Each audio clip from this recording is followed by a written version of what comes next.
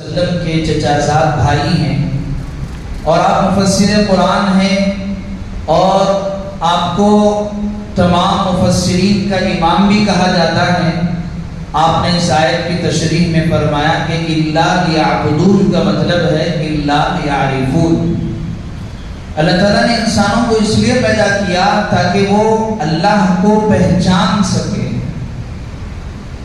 عبادت سے پہلے اگر انسان کی پہچان اگر ہو جائے تو پھر اسے عبادت کرنا آسان ہو جائے گا۔ انسان جب کسی کو پہچان لیتا ہے تو پھر اس کی بات مان بھی لیتا ہے۔ علماء نے اس کی ایک مثال دے کر بیان اس کی اور وضاحت فرمائی کہ ایک آدمی باہر ملک کے لیے تشریف لے گئے، نوکری کے لیے یا کوئی اور کام کے لیے، اور جس وقت یہ دوسرے ملک تشریف لے گئے اس وقت ان کی جو اولاد تھی، ان کا جو لڑکا تھا، چھوٹا سا بچہ، تقریباً 2 یا 2.5 سال ان کا بچہ تھا۔ یہ چلے گئے اور جا کر وہ دوسرے ملک ملازمت کے لیے، نوکری کے لیے، جس مقصد کے لیے بھی گئے تھے، ایک لمبا عرصہ انہوں نے وہاں گزار لیا۔ اور چونکہ وہ زمانہ تھا آج کی طرح نہیں کہ جس میں آدمی ویڈیو کال میں وہ آسانی سے دیکھ لے، آسانی سے بات چیت کر لے، وہ دور تھا، خط کا دور تھا کہ خط کے ذریعے سے میسج، وہ پیغام بھیجا جاتا کہ میں فلاں جگہ ہوں، عافیت سے ہوں، اور خط جب پہنچتا تو وہ بھی مطمئن ہو جاتے۔ تو اس طرح جب وہ آدمی اپنے اولاد کو چھوڑ کر گئے، اپنے بچے کو، تقریباً 2 سال تھی اور انہوں نے ملازمت کی، تقریباً 15 سال کے بعد وہ دوبارہ واپس آئے۔ جب واپس آئے تو واپسی کی جو تاریخ تھی وہ بھی انہوں نے خط کے ذریعے سے بھیجی تھی کہ فلاں تاریخ کو ہم واپس آ رہے ہیں۔ اور جب واپس آئے تو بیوی وہ بھی بڑی خوش ہوئی، اور پھر جو بچہ تھا، لڑکا تھا، وہ بھی بڑا خوش ہوا کہ چلو میرا ایک لمبا زمانہ گزر گیا، لمبا عرصہ گزر گیا، میں نے اپنے باپ سے ملاقات نہیں کی، دیکھا نہیں ہے، آج میں اپنے باپ سے ملاقات کر کے خوشی محسوس کروں گا۔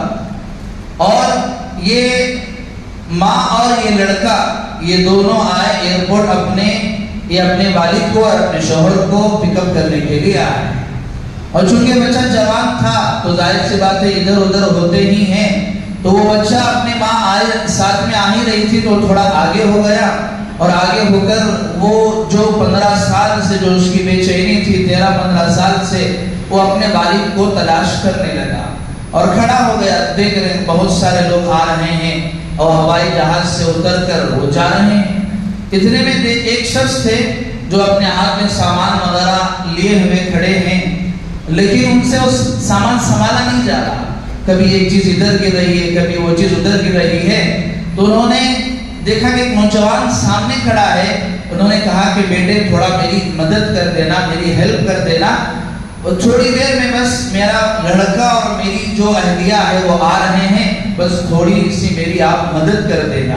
تو جو نوجوان کھڑا ہوا تھا کہا کہ نہیں، معاف کرنا، میں آپ کی مدد نہیں کر سکتا، میں تو اپنے والد کو لینے کے لیے کھڑا ہوں، کہیں ایسا نہ ہو کہ میں آپ کی مدد کرتا رہوں اور میرے والد کی میں مدد نہ کر سکوں۔ اور جیسے ہی یہ والد صاحب، یہ بوڑھے شخص کہہ رہے تھے، اتنے میں ان کی والدہ وہاں سے آئی اور آتے ہوئے انہوں نے فوراً کہا کہ بیٹے یہ تیرے ابو۔ جیسے ہی آواز لگانا تھا تو فوراً وہ جو اب تک کہہ رہا تھا کہ نہیں میں آپ کی مدد نہیں کر سکتا، اب تو ان کا سامان کیا اپنے والد کو بھی اٹھانے لگا اور اس کو اپنے سینے سے لگانے لگا اور پھر اپنے ساتھ لے کر چلے۔ علماء نے مثال بیان کر کے یہاں پر یہ سبق دیا ہے کہ جب انسان کسی کو پہچان لیتا ہے تو پھر ماننا اس کے لیے آسان ہو جاتا ہے۔ اب یہاں یہی ایک نوجوان جو تھوڑی دیر پہلے جس نے اپنے باپ کو نہیں پہچانا تھا، جب وہ اسے کچھ کہہ رہا تھا، اس کی بات ماننے میں اس کو دشواری ہو رہی تھی اور اسے تکلیف محسوس ہو رہی تھی، لیکن جب اس نے پہچان لیا کہ میرا باپ ہے تو اب اس کا ماننا آسان ہو گیا۔ حضرت عبداللہ بن عباس رضی اللہ تعالیٰ عنہ نے جو عبادت، بندگی، اللہ کو ماننا، جو اس سے انہوں نے بیان فرمایا کہ اس سے مراد اللہ کو پہچاننا ہے۔ اور زندگی میں جس شخص نے اللہ کو پہچان لیا تو پھر اس کے لیے فرما برداری آسان ہو جائے گی. اور اللہ تعالیٰ نے قرآن مجید میں جگہ جگہ اپنی پہچان کروا لی ہے. قرآن مجید کی سب سے عظیم اور سب سے بڑی صورت، ایک مرتبہ اللہ کے رسول صلی اللہ علیہ وسلم نے، حضرات صحابہ موجود تھے، حضرت عبداللہ بن مسعود رضی اللہ تعالیٰ عنہ بھی وہاں پر موجود تھے. اللہ کے رسول صلی اللہ علیہ وسلم نے حضرات صحابہ سے پوچھا، ارے جانتے بھی ہو کہ قرآن مجید کی سب سے بڑی آیت کون سی ہے؟ یہ اللہ کے رسول صلی اللہ علیہ وسلم کا حضرات صحابہ کو سمجھانے کا انداز تھا. بعض مرتبہ انسان کو سوالیہ انداز میں بات سمجھانے پہ زیادہ جلدی اور آسانی سے سمجھ میں آ جاتی ہے. اللہ کے رسول صلی اللہ علیہ وسلم کئی دفعہ اس طرح کہتے کہ آپ جانتے ہو مفلس کون ہے، کہ آپ جانتے ہو کہ فلاں چیز کیا ہے. اس طرح کہہ کر اللہ کے رسول صلی اللہ علیہ وسلم حضرات صحابہ کو سمجھاتے تھے. اللہ کے رسول صلی اللہ علیہ وسلم نے پوچھا، اے صحابہ جانتے ہو کہ کلام پاک کی سب سے بڑی آیت کون سی ہے؟ تو حضرات صحابہ باوجود ہے کہ آپ کو علم تھا لیکن ادب کے خاطر انہوں نے کہا کہ اللہ و رسول عالم، اللہ اور اس کے رسول بہتر جانتے ہیں. حضرات صحابہ ہمیشہ جب بھی اس طرح کا سوال ہوتا تو اسی طرح جواب دیتے کہ نہیں آپ بہتر جانتے ہیں. ادب کا تقاضا تھا.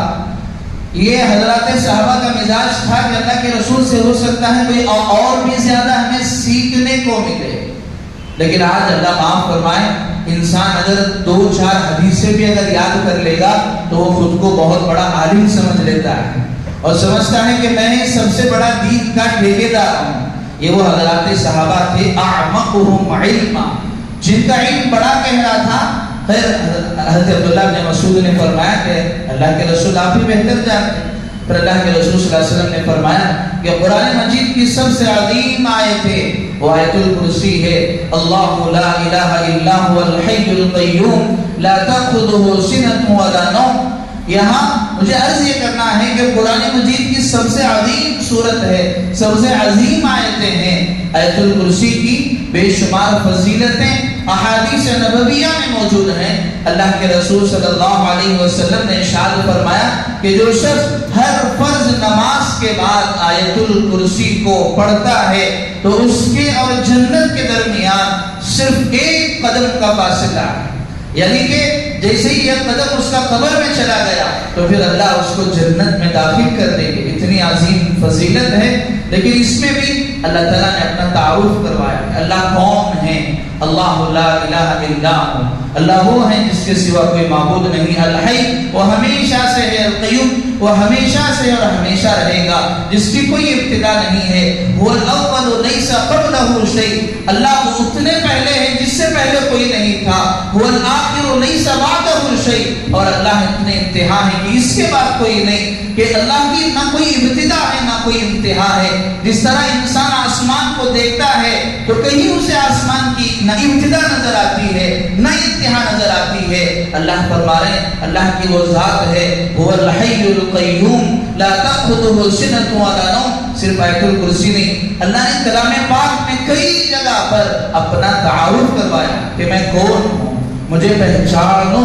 اگر مجھے پہچانو گے تو میری ماننا تمہارے لیے آسان ہوگا. ایسے ہی میں نے خطبے میں چند آیتیں پڑھی، جس 20ویں پارے کی سب سے پہلی آیت ہے جس میں اللہ تعالیٰ فرما رہے ہیں امن خلق السماوات والارض وانزل لكم من السماء ماء فانبتنا به حدائق ذات بہجہ. اللہ تعالیٰ فرما رہے ہیں، انسانوں سے سوال کر رہے ہیں، سمجھا رہے ہیں، میرے لیے آپ کے لیے سب کو مخاطب ہو کر اللہ کہہ رہے ہیں امن خلق السماوات والارض، ارے کون ہے جس نے آسمانوں کو پیدا کیا، والارض اور زمینوں کو پیدا کیا، وانزل لكم من السماء ماء اور آسمانوں سے تمہارے لیے پانی کو نازل کیا، فانبتنا به حدائق ذات بہجہ اور اسی پانی کے ذریعے سے چمکتے ہوئے یہ باغات اللہ تعالیٰ نے تمہیں عطا کیے. اللہ تعالیٰ یہ ساری چیزیں کہہ کر آگے اللہ فرما رہے ہیں اِلَٰهٌ مَعَ اللَّهِ، کیا اللہ کے علاوہ بھی کوئی اور خدا ہے؟ یہ بڑا عجیب سوال ہے. در حقیقت اللہ تعالیٰ یہ انسانیت کو، انسانوں کو جھنجھوڑ رہے ہیں ذرا تصور کرو، امن خلق السماوات والارض، آسمانوں کا پیدا کرنے والا میں ہوں، زمینوں کا پیدا کرنے والا میں ہوں، اور آسمانوں سے پانی نازل کرنے والا میں ہوں، اور وہ پانی اگر اللہ آسمانوں سے اگر پانی نہ برسائے تو پھر انسان وہ زندگی کا محتاج ہو جاتا ہے۔ ابھی چند دن ہم نے دیکھا کہ ممبئی جو بہت بڑا شہر ہے، جہاں کہتا ہے کہ رئیسوں کا شہر ہے، جہاں پر ارب پتی اور دنیا کے اور ہمارے ملک کے سب سے بڑے مالدار لوگ رہتے ہیں، اس جیسے صوبے میں بھی ابھی چند دن قبل جب برسات نہیں ہوئی تھی تو رپورٹیں اور خبریں آ رہی تھی کہ صرف اتنے دن کا پانی باقی رہ گیا ہے، اور فلاں اتنا بڑا سیلیبریٹی ہے وہ باہر سو رہا ہے، اور وہ فلاں جگہ ہے۔ کیوں؟ اللہ تعالیٰ بتانا چاہ رہے ہیں کہ تم کتنا بھی ترقی کر لو، جب تک تمہیں اللہ کو پہچانو گے نہیں تمہیں زندگی سمجھ میں آئے گی۔ اللہ نے فرمایا ہم اس سے پانی نازل کرتے ہیں، فَأَنبَتْنَا بِهِ حَدَائِقَ ذَاتَ بَهْجَةٍ، پھر اللہ نے فرمایا کہ اسی پانی کے ذریعے سے تمہارے باغات وہ کھلکھلاتے ہیں، اس میں پھل پھول پودے آتے ہیں، اسی سے تمہیں اناج ملتا ہے، اسی سے تمہیں دھان اور چاول ملتے ہیں، اسی سے تمہیں سبزیاں اور ترکاری ملتی ہیں۔ یہ ساری چیزوں کا دار و مدار یہ اللہ تعالیٰ کی طرف سے آسمانوں سے نازل ہونے والے بارش پر منحصر ہے۔ اور پھر ابھی آج ہی کی خبر ہے کہ آج صبح میں خبر آئی کہ کرناٹکا کے 146 دیہاتوں میں بارش نہ ہونے کی وجہ سے پانی کے پینے کے پانی کے کم ہو جانے کا ختم ہو جانے کا خطرہ ہے۔ تو اللہ تعالیٰ سمجھا رہے ہیں جب تم اس سب کچھ جانتے ہو، اس سب کچھ جان کر بھی اللہ ایک سوال یہ کر رہے الہ مع اللہ، کیا میرے علاوہ کوئی اور خدا جو آسمانوں سے پانی نازل کرے، جو زمین سے غلے کو اگائے؟ در حقیقت اللہ پیغام دے رہے ہیں، یہ اس لیے سوال کر رہے ہیں کہ تم زبان سے تو کہہ رہے ہو کہ لا الہ الا اللہ، اے اللہ تیرے سوا کوئی معبود نہیں، تو ہی کائنات کا خالق ہے، تو ہی کائنات کا رازق ہے، لیکن تمہارا جو جسم ہے یہ اس کے مخالف ہے، تمہارے جسم کے جو اعضاء ہیں وہ اللہ کے لیے جھک نہیں رہے ہیں، تمہارا یہ سر یہ جبین اللہ کے در پر نہیں جھک رہی ہے، یہ تمہارا دل ماننے کو تیار نہیں ہے، یہ تمہاری زندگی اللہ کی بندگی پر چلنے کے لیے تیار نہیں ہے۔ اس لیے اللہ سوال کر رہے ہیں الہ مع اللہ، کہ اللہ کے علاوہ بھی کوئی اور خدا ہے؟ اور آگے اللہ نے فرمایا امن جعل الارض قرارا، ارے کون ہے جس نے زمین کو ٹھہرا رکھا ہے؟ قرار، اللہ تعالیٰ نے اس کو ٹھہرا رکھا ہے۔ ابھی آج ہی کی خبر تھی کہ نیوزیلینڈ میں زلزلہ آ گیا، ابھی چند دن پہلے کی خبر آئی کہ وینزویلا میں زلزلہ آ گیا، اور وینزویلا میں جب اس سے پہلے بھی زلزلہ آیا تو بہت بڑی چٹانیں جب وہ زلزلہ آیا تو لڑکتے ہوئے آئی، کئی لاکھوں لوگ اس کے نیچے دفن ہو گئے اور سب منٹوں میں ختم ہو گئے۔ اللہ فرمانے زمین کو میں نے قرار بنایا، ٹھہرا رکھا ہے۔ امن کون ہے؟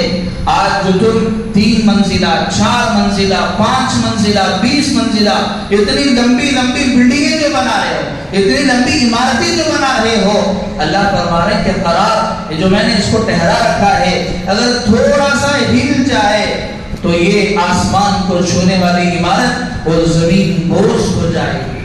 اللہ کو پہچانو، امن جعل الارض قرارا، کون ہے جس نے زمین کو ٹھہرا رکھا ہے؟ والسماء بناء، امن جعل الارض قرارا والسماء بناء، اور آگے اللہ تعالیٰ فرما رہے وجعلنا فیہا رواسیا شامخات، اللہ نے صرف زمین کو ٹھہرایا نہیں ہے، تمہارے لیے اللہ نے پانی کا انتظام کیا، اور پانی بھی کیسا؟ وجعل بینہما حاجزا، اللہ تعالیٰ فرما رہے ہیں کہ ہم نے جو پانی بنا رکھا ہے وہ بھی 2 طرح کا ہے، ایک وہ ہے جسے تم پینے کے لیے استعمال کرتے ہو، ایک وہ ہے جو تم اپنی ضرورتوں کے لیے استعمال کر سکتے ہو، اور جو سمندر ہیں ان سمندروں کا پانی اتنا کھارا ہے کہ تم پی نہیں سکتے۔ اللہ فرما رہے ہیں کہ مرج البحرین یلتقیان وجعل بینہما برزخا، اللہ فرما رہے ہیں کہ میں نے جو پانی کو، جو سمندروں کو، جو ندیوں کو میں نے بنایا ہے، اللہ نے اس میں آڑ رکھا ہے، کہ یہ جو سمندر ہے ایک طرف کا پانی یہ کھارا ہے، یہ جو ندی ہے اس کا پانی کھارا نہیں ہے، میٹھا ہے، اور اسی طرح ایک جگہ کا پانی گرم ہے اور ایک جگہ کا پانی وہ ٹھنڈا ہے۔ اللہ فرما رہے ہیں یہ جو آڑ ہے میں نے بنا رکھا ہے، اور جب سمندر کی لہریں آتی ہیں تو ہم سب دیکھتے ہیں کہ وہ کسی لمٹ تک نہیں رہتی، وہ بالکل بہت آگے چلے جاتی ہیں۔ جہاں یہ جو کھارا پانی ہے اگر وہ دریا کی طرف آ بھی جائے تو اگر وہ جب لہریں زیادہ ہوں گی تو وہاں چلا جائے گا، لیکن اللہ فرما رہے ہیں پھر بھی میں نے وَجَعَلَ بَيْنَهُمَا بَرْزَخًا، میں نے ان دونوں کے درمیان آڑ رکھا ہے کہ ملنے نہیں دیتا، کہ ایک پانی وہ ہے جسے تم استعمال کرتے ہو۔ اللہ تعالیٰ یہ ساری نعمتیں بیان کر کے آگے اللہ فرما رہے ہیں اَمَّن يَهْدِيكُمْ فِي ظُلُمَاتِ الْبَرِّ وَالْبَحْرِ، ارے بھول جاتے ہو آج اللہ نے تمہیں روشنی دی ہے، بجلی ہے، آج سے چند سال قبل جا کر دیکھو راتوں میں انسان کیسے زندگی گزارتے تھے، گھروں میں چراغ جلایا جاتا اور اس چراغ کے ذریعے سے سارا گھر روشن نہیں ہوتا، جتنی ضرورت ہوتی اتنا روشن گھر ہوتا، اور یہ اندھیرا ہے آج بھی۔ اگر ایک دم بالکل اندھیرا چھا جائے تو انسان ڈر جاتا ہے، گھبرا جاتا ہے۔ اللہ فرما رہے اَمَّن يَهْدِيكُمْ فِي ظُلُمَاتِ الْبَرِّ وَالْبَحْرِ، یہ جو تاریکی ہے، یہ جو ظلمات ہیں، خشکی کی بھی، زمین کی بھی اور سمندر کی بھی، جب تم اس میں پھنس جاتے ہو اللہ فرما رہے ہیں تمہاری رہبری کون کرتا ہے؟ اللہ تمہاری رہبری کرتے ہیں۔ اور جب وہ سمندروں میں کشتیاں چلتی ہیں، ان سمندروں کا راستہ بتانے والا کون ہے؟ اللہ فرما رہے اَمَّن يَهْدِيكُمْ، کون ہے جو تمہاری رہبری کرتا ہے؟ اللہ یہ ساری نعمتیں گنا کر رہے فرماتے یہ پھر دوبارہ سوال کر رہے ہیں۔ اللہ نے 5 مرتبہ اس کو اِلَٰهٌ مَعَ اللَّهِ، کہ اللہ کے سوا کوئی اور بھی ہے۔ اللہ کہنا چاہ رہے ہیں جب سارے اس کائنات کا نظام چلانے والا میں ہوں، روزی دینے والا میں ہوں، اور تمہارے گھروں کو چلانے والا، تمہارے اندر عقل اور صحت دینے والا سب کچھ میں ہی ہوں، تو پھر میرے علاوہ کسی اور کی کیوں مانتے ہو؟ میری طرف آؤ، میری بندگی کرو، میری فرما برداری کرو۔ آج کا یہ دور منمانی کا دور ہو گیا کہ ہر انسان جو چاہے وہ جیسے چاہے کرتا ہے۔ جب دین کی بات کہی جائے گی تو کہے گا کہ جب ہوگا دیکھا جائے گا، پہلے میری دنیا تو بنانے دو۔ اللہ تعالیٰ فرما رہے ہیں کہ ذرا تصور کرو جب سارے چیز کا مالک میں ہوں تو تمہیں میری ہی فرما برداری کرنا ہے۔ اور جب انسان اللہ کو پہچان لے گا، جب اللہ کو پہچان لے گا تو پھر اللہ کو ماننا، اللہ کی ماننا وہ اس کے لیے آسان ہو جائے گا۔ اللہ تعالیٰ نے قرآن پاک میں جو مضامین بیان فرمائے ہیں وہ 3 طرح کے مضامین ہیں۔ حضرت احمد علی لاہوری رحمۃ اللہ علیہ یہ بھی بہت بڑے مفسر قرآن گزرے ہیں کہ جنہوں نے قرآن مجید کی تفسیر لکھی ہے۔ حضرت نے بیان فرمایا ہے کہ اگر کوئی مجھ سے یہ سوال کرے بہت ہی کم وقت میں، جیسے انہوں نے مثال دے کر کہا کہ اگر میں ریلوے اسٹیشن پر سفر کے لیے رکا ہوا اور سواری آ چکی ہے، ابھی مجھے اس پر چڑھنا ہے، اس دوران اگر کوئی آ کر مجھ سے اگر پوچھے کہ قرآن مجید میں کیا ہے، تو اگر میں اس کو آسان الفاظ میں اگر میں اسے جواب دوں تو بس میں 3 چیزیں بتاؤں گا۔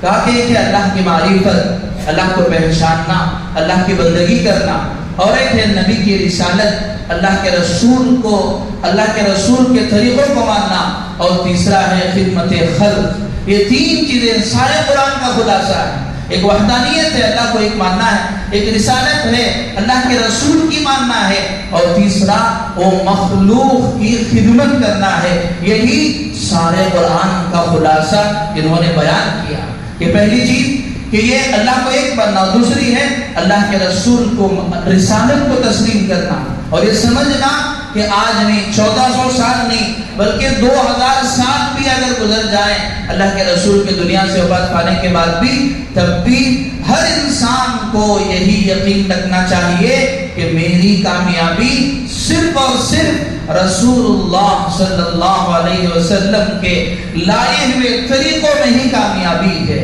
اور تیسری چیز خدمت خلق، کہ انسان وہ خود غرض نہ بنے، مخلوق کی خدمت کرنے والے بنے۔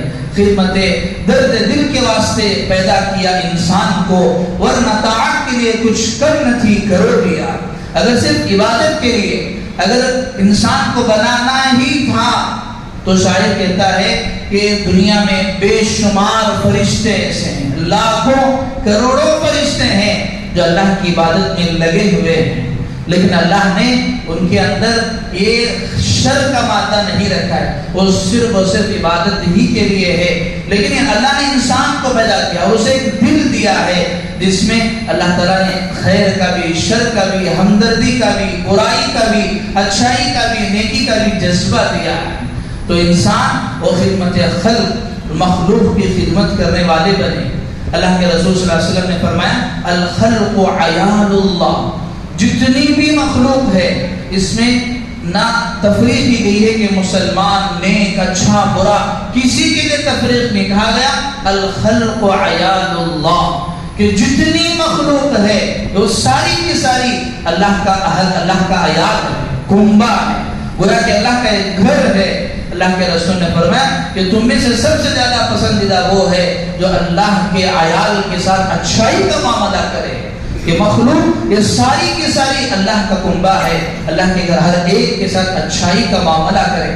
آج اگر کوئی چھوٹا سا بچہ جس کو دیکھ کر اگر کوئی آدمی اس کے ساتھ اچھائی کا معاملہ کرتا ہے تو جب وہ بچے کے ساتھ اچھائی کا معاملہ کرتا ہے، اس کے سر پر ہاتھ پھیرتا ہے، مسکراتا ہے، اس کو کوئی تحفہ اور ہدیہ دیتا ہے، تو یہ ہدیہ صرف بچے کو نہیں دیتا، جب یہ بچہ اپنے والد سے کہے گا تو وہ والدین اس سے خوش ہوں گے کہ اس نے میرے بچے کے ساتھ خیر خواہی کا معاملہ کیا۔ ایسے اللہ کہہ رہے یہ ساری جو مخلوق ہے یہ میرے اہل و عیال ہے، میرا کنبہ ہے، جو ان کے ساتھ اچھائی کا معاملہ کرے گا اللہ بھی اس کے ساتھ اچھائی کا معاملہ کرے گا۔ یہ تین چیزیں تھیں، ان میں پہلی چیز وہی تھی، وہ ہے اللہ کی معرفت، انسان اللہ کو پہچانے۔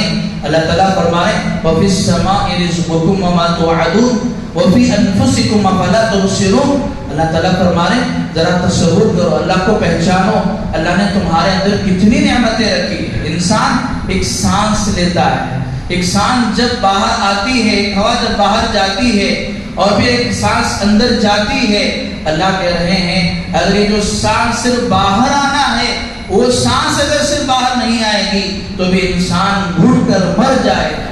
حضرت شیخ سعدی علیہ الرحمٰن نے فرمایا کہ جب انسان سانس لیتا ہے اس میں بھی اللہ کی دو نعمتیں ہیں، ایک ہوا باہر آتی ہے، ایک اندر جاتی ہے، اور اگر باہر سے اندر سے باہر آنے والی ہوا وہ رک جائے یا باہر سے اندر جانے والی اگر رک جائے تو پھر انسان کی زندگی ختم ہے۔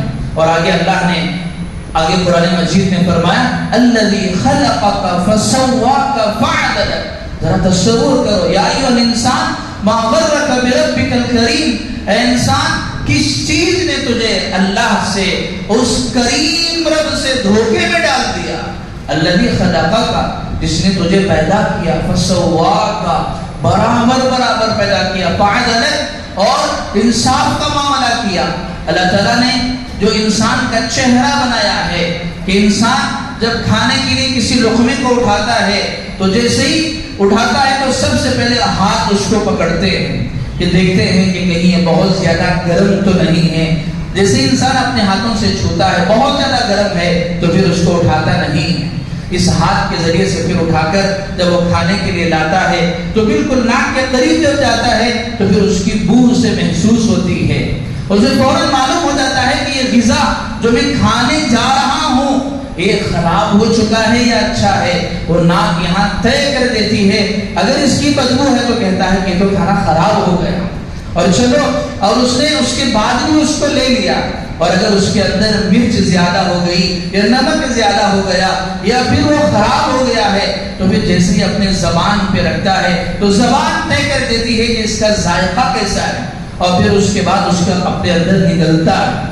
اور اگر ذرا تصور کرے اللہ اگر اس ناک کے حصے کو پیچھے کے حصے میں اگر بنا دیتا تو انسان کو پہلے کھانے کے لیے کھانے کو پیچھے لے کر جانا پڑتا، پھر وہ سن کر پھر طے کرتا۔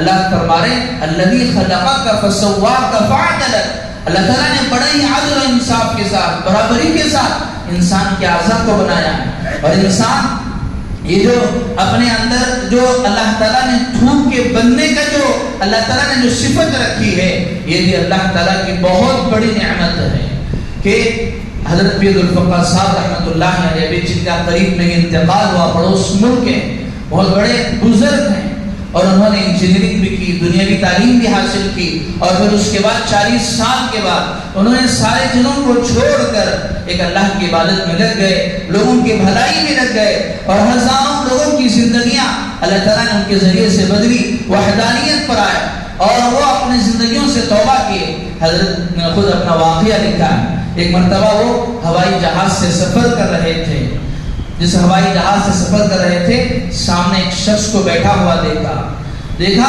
کہ وہ شخص ہر 5-10 منٹ میں کسی چیز کا اسپرے وہ اپنی زبان پر کرتا ہے۔ حضرت رحمت اللہ علیہ نے اس سے پوچھا، جب دیکھا تو پھر حضرت نے گئے، جب سے جا کر اس سے ملاقات کی اور بات چیت کی اور اس کے بازو میں بیٹھے اور بیٹھ کر پوچھا کہ میں ذرا آپ سے یہ پوچھنا چاہتا ہوں کہ اگر آدمی کو زکام ہے یا کوئی اور وہ دمے وغیرہ کی مرض ہے، بیماری ہے، انہیلر وغیرہ کا استعمال کرتا ہے، ظاہر سی بات ہے ہر 5 منٹ پہ تو استعمال نہیں کرے گا، 1 گھنٹہ 1 گھنٹے کے بعد وہ استعمال کرے گا، لیکن میں آپ کو دیکھ رہا ہوں کہ آپ ہر 5 منٹ میں اپنے زبان پر کسی چیز کا اسپرے کرتے ہیں، کیا چیز ہے؟ تو اس نے کہا کہ در حقیقت یہ ہے کہ میرے جو زبان ہے، جو میرے منہ میں کچھ انفیکشن ہو گیا تھا، اور انفیکشن اتنا بڑھ گیا، ڈاکٹروں نے کہا کہ ان کے اندر جو تھوک کے بننے کا یہ جو صفت ہے، یہ جو تھوک کے بننے کی جو یہ صفت ہے اس کو ختم کرنا پڑے گا، ورنہ یہ جو انفیکشن ہے یہ اتنا بڑھ جائے گا کہ آپ کو کینسر تک لے کر چلا جائے گا، اس لیے میری سرجری ہوگی۔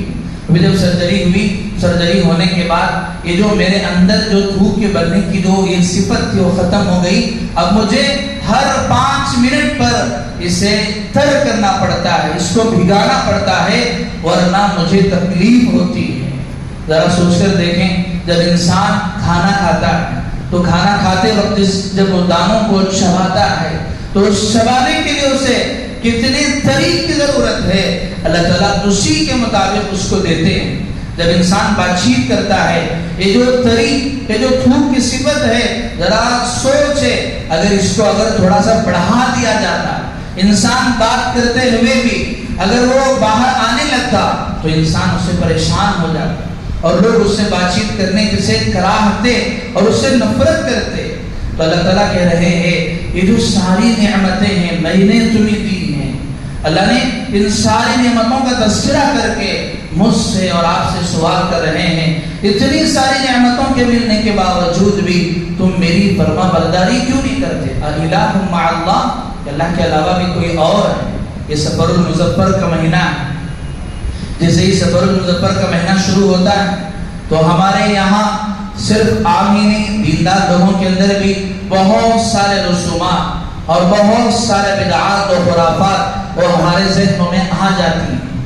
میں نے خطبے میں حدیث شریفہ، حدیث مبارکہ پڑھی جس میں اللہ کے رسول صلی اللہ علیہ وسلم نے ارشاد فرمایا لا عدوى ولا طیرہ ولا ہامہ ولا سفر وتفر من الاسد وفر من الاسد كما تفر من المظلوم۔ اللہ کے رسول صلی اللہ علیہ وسلم نے چند چیزوں کی رہبری ہم سب کے لیے کی کہ چونکہ دین اسلام کا جو خلاصہ ہے وہ سب سے جو اہم چیز ہے وحدانیت ہے، وہ توحید ہے۔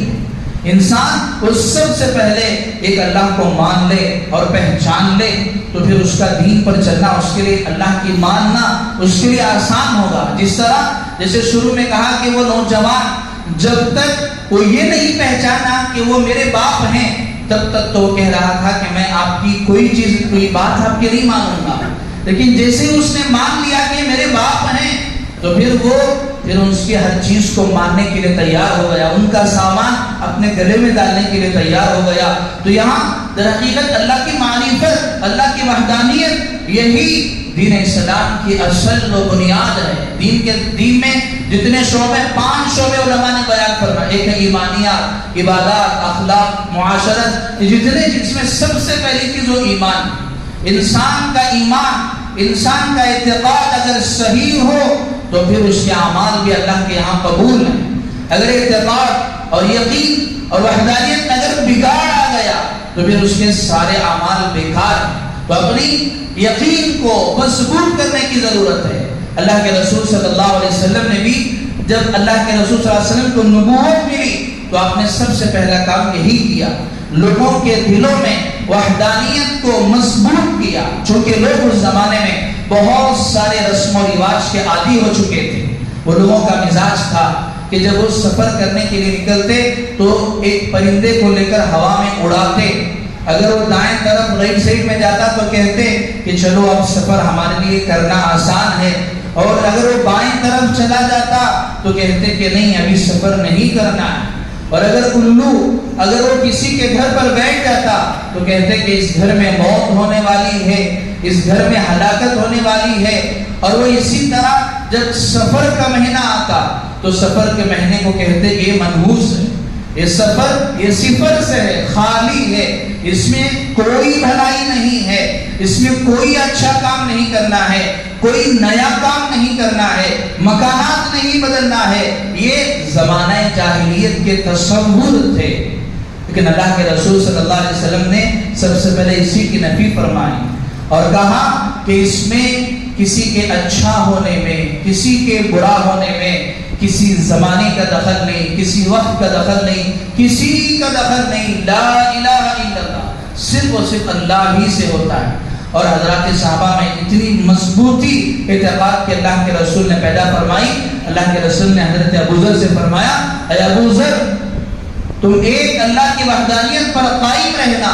وَإِن قُتِلَ اگرچہ تجھے قتل کر دیا جائے، اگرچہ کہ تجھے ٹکڑے ٹکڑے کر دیے جائے، اور حرق اگرچہ تجھے جلا دیا جائے، تب بھی اس بات کو مت چھوڑنا، اللہ کے وحدانیت کو مت چھوڑنا. اور اسی پر حضرات صحابہ قائم رہے. حضرت بلال حبشی رضی اللہ تعالیٰ عنہ جب آپ کے جو مالک تھا، جب جس کے پاس اب غلام تھے، آپ کو وہ تپتی ہوئی گرم زمین پر لٹا کر آپ کو تکلیفیں دی جاتی، آپ پر پتھر رکھ دیا جاتا، لیکن ان کی زبان سے ایک ہی صدا تھی کہ احد احد. تو اللہ کے رسول صلی اللہ علیہ وسلم نے لوگوں کے عقائد کو درست کیے. جب لوگوں کا عقیدہ درست ہوگا تو پھر اعمال کرنے میں آسانی ہوگی. لیکن افسوس یہ ہے کہ آج سے 1400 سال قبل اللہ کے رسول صلی اللہ علیہ وسلم نے جس دین کو لے کر آپ جس دین کو لے کر آئے، آپ نے رسومات کو، وہم پرستی کو، ان سارے چیزوں کو ختم کر دیا. اللہ کے رسول نے ختم کیا. آج وہی چیزیں ہمارے اندر بھی جنم لے رہی ہیں. حضرت عمر رضی اللہ تعالیٰ عنہ کا دور خلافت تھا. آپ جب خلیفہ تھے، آپ امیر المومنین تھے، آپ نے حضرت عمر بن العاص رضی اللہ تعالیٰ عنہ کو مصر کا گورنر بنا کر بھیجا. اور جب آپ امیر المومنین تھے اور حضرت عمر بن العاص رضی اللہ تعالیٰ عنہ اس مصر کے گورنر تھے، وہاں جو دریائے نیل بہتا تھا، وہاں لوگوں کے دلوں میں ایک وہم تھا، لوگوں میں عقیدہ یہ تھا یہ جو دریائے نیل ہے یہ سوکھ جاتی ہے، اور جب یہ سوکھ جاتی ہے تو سال میں ایک مرتبہ ایک نوجوان لڑکی کو تیار کر کے اور اس کو پورا سوار کر اس دریائے نیل کے اس کو حوالے کرنا پڑتا ہے، اور پھر تب جا کر وہ دریائے نیل جاری ہوتی. اور جب حضرت عمر بن العاص رضی اللہ تعالیٰ عنہ گورنر بنے تو جب دریا سوکھ گئی تو لوگوں نے کہا اس کا حل یہ ہے کہ ہم ہر سال ایک نوجوان لڑکی کو اس میں ڈال دیتے ہیں تو پھر اس سے وہ بہہ جاتی ہے. حضرت عمر بن العاص رضی اللہ تعالیٰ عنہ نے کہا اگر تم یہ سوچ رہے ہو، اگر ہو بھی رہا ہے تو بھی یہ دین اسلام کے خلاف ہے، اسلامی تعلیمات کے خلاف ہے، ایسا ہرگز نہیں ہو سکتا. انہوں نے عمر رضی اللہ تعالیٰ عنہ کو خط لکھا کہ امیر المومنین یہ یہاں لوگوں کا اس طرح کا عقیدہ ہے. تو حضرت امیر المومنین نے حضرت عمر بن العاص رضی اللہ تعالیٰ عنہ کی طرف پہ خط لکھا اور کہا کہ اے عمر اس خط کو دریائے نیل میں ڈال دینا. جیسا ہی وہ خط ڈال دیے دریائے نیل وہ بہنا شروع ہو گئی. اور اس خط میں کیا تھا؟ حضرت عمر رضی اللہ تعالیٰ عنہ نے دریائے نیل کی طرف خط لکھا کہ دریا دیکھ، اگر تو اللہ کے حکم سے بہ رہی ہے تو بہنا، ورنہ نہ بہنا. اور ظاہر سی بات ہے کہ اللہ تعالیٰ کی ساری چیزوں کی حکومت اور صرف اللہ ہی کی حکومت ساری چیزوں پر ہے. جیسا ہی یہ خط دریائے نیل کی طرف گیا اور جب اس کو اس میں ڈالا گیا تو دریا بہنے لگے. یہاں حضرت عمر رضی اللہ تعالیٰ عنہ نے لوگوں کے وہم پرستی کو اور یہ جو غلط عقیدہ تھا اس کو حضرت عمر نے ختم کیا. لیکن افسوس آج سے 1400 سال گزرنے کے بعد بھی، اور اس دور میں کہ جس کو سائنسی ترقی یافتہ دور کہا جا رہا ہے، اس دور میں بھی اس طرح کے نظریات آج بھی ہمارے درمیان موجود ہیں. طرح طرح کے عقائد ہیں. گھر میں اگر کوئی نئی نویلی دلہن آ جائے اور اس کے قدم پڑھنے کے بعد اگر گھر میں کسی کا انتقال ہو جائے تو پھر کہتے ہیں کہ یہ نئی نویلی دلہن منحوس ہے، یہ آئی تو گھر کے آدمی کو نگل گئی.